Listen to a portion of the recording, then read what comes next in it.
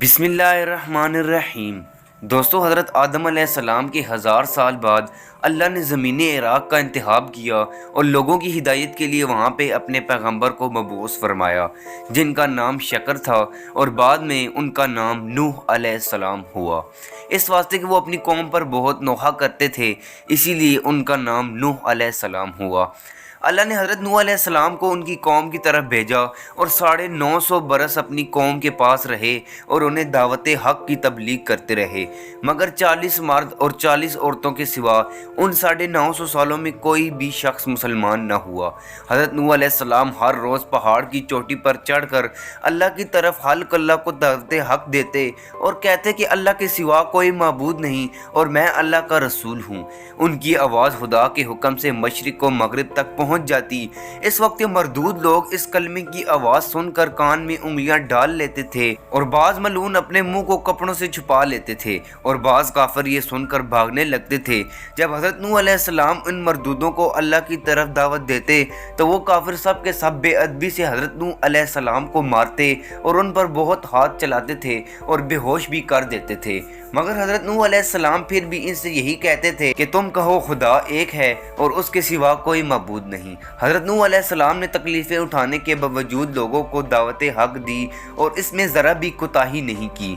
लेकिन जब कोई भी ईमान न लाया तो हज़रत नूह अलैहिस्सलाम ने दुआ की कि ए रब, इनको तेरी तरफ मैं बुलाता हूँ मगर ये लोग भागते हैं और मेरी बात नहीं सुनते। तो फिर हज़रत जिब्राईल अलैहिस्सलाम ने उनको शाह दरख्त बहशत से ला कर दी और कहा कि इस दरख्त को उगाओ। हज़रत नूह अलैहिस्सलाम इस दरख्त को बोया और 40 साल बाद वो दरख्त 600 गज़ लंबा और 400 गज़ मोटा हो गया। और जब हज़रत नूह अलैहिस्सलाम ने ये सुना कि इनकी बीवियां अपने बच्चों को ये वसीयत करती हैं कि तुम हज़रत नूह अलैहिस्सलाम को दुश्मन जानो और उसकी बात ना मानो, तो फिर हज़रत नूह अलैहिस्सलाम ने अपने रब से लो लगा ली और फिर हुक्म हुआ कि इस दरख्त को काटो और इसके तख्ते निकालो, फिर एक कश्ती तैयार करो। हज़रत नूह अलैहिस्सलाम ने हज़रत जिब्राईल अलैहिस्सलाम से तालीम पाकर कश्ती बनाना शुरू की और फिर शाहों से इसकी मीखें बनाई। जब हज़रत नूह अलैहिस्सलाम कश्ती बनाते थे तो लोग इनको देखकर हंसते थे और कहते थे कि इतनी बड़ी कश्ती बनाई जा रही है, और ये कहते थे कि बारिश तो होगी नहीं तो पानी कहाँ से आएगा और हम कैसे डूब जाएंगे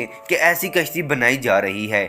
देखते ही देखते उस कश्ती में तख्ते लगते गए और उसकी मीखें लगती गई और देखते ही देखते वो कश्ती बनकर तैयार हो गई। जब कश्ती बनकर तैयार हुई तो अल्लाह ने हज़रत नूह अलैहिस्सलाम को कहा कि बैतुल मामूर का तवाफ़ कर लें और इसको आसमान पर उठा लिया जाएगा।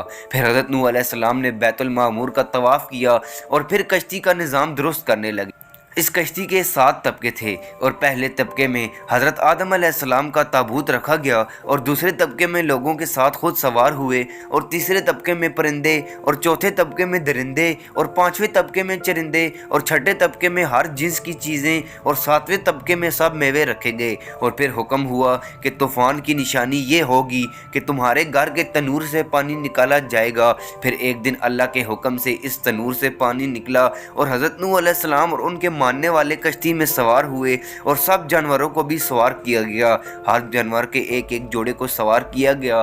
पूरे अर्ज़े पाक से अल्लाह के हुक्म से हर एक जानवर जिसका रहना मुमकिन था और जिसका रहना किस्मत में लिख दिया गया था कि वो उस तूफ़ान के बाद दुनिया में रहेगा, तो उसको सवार कर लिया गया। जब हज़रत नूह अलैहिस्सलाम ने सबको सवार किया तो उस तनूर से पानी निकला और देखते ही देखते पानी बढ़ता गया। हज़रत नूह अलैहिस्सलाम का जो बेटा था उसका नाम कुनान था और वो ईमान ना लाया था।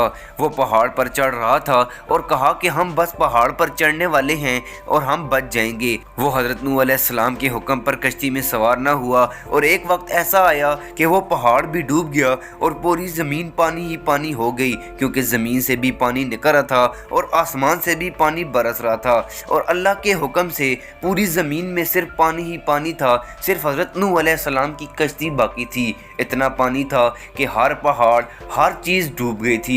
अल्लाह के हुक्म से 6 माह 8 दिन कश्ती पानी में तैरती रही और फिर जूदी पहाड़ पर जाके ठहरी। और फिर जब ज़मीन से पानी कुछ दरियाओं में कुछ समुद्रों में गया और कुछ ज़मीन ने जज़ब कर लिया तो हज़रत नूह अलैहिस्सलाम अपने लोगों के साथ नीचे आए। फिर इसके बाद उनके बेटे साम बिन नूह, हाम बिन नूह और याफिस बिन नूह से नस्ल इंसानी आगे बढ़ी और फिर दुनिया का निज़ाम रवां दवां हुआ।